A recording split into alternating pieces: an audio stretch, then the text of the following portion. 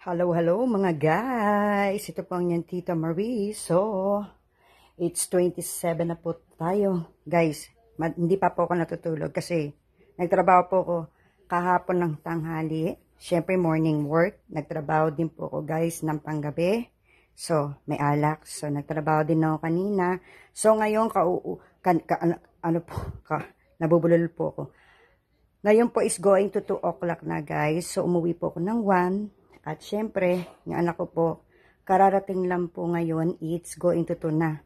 So, at least, na umuwi ako ng 1, eto, 3 po tayo po na iluto ko, guys. Kahit wala pa po tayong tulog.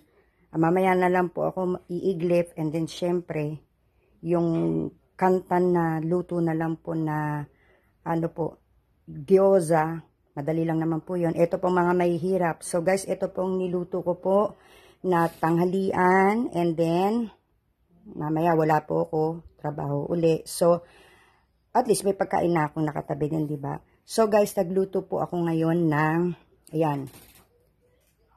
Ito po sa ano ko yan, adobong manok with egg. And then, syempre nakita nyo yan, guys.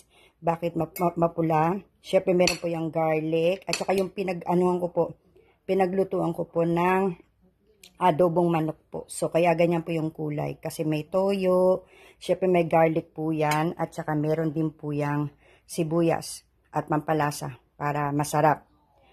Kasi yung lumang kanin, ginawa ko pong ginawa ko pong sinangag. And then, syempre, ito yung akin, adobo. And then, syempre, nandito po tayo, may soup yan. So, guys, nagluto po ko ng, yan, miswa. Miswa na may, syempre, meron tayong manok.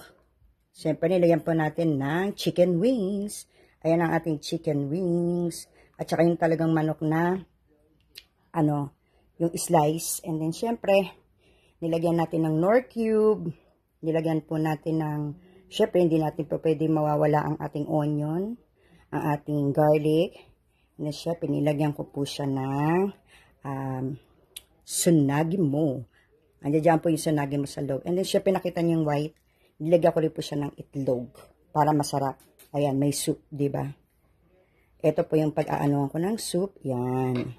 So, guys, yan lang po, guys. At pagtapos nito, maiglip po muna ako, guys.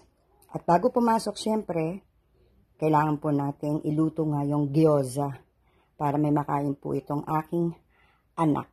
Yun. And then yung rice meron na, guys. Pang hanggang gabihan na po yung rice. Kaya okay na po, guys. So, yun lang, guys. Bye!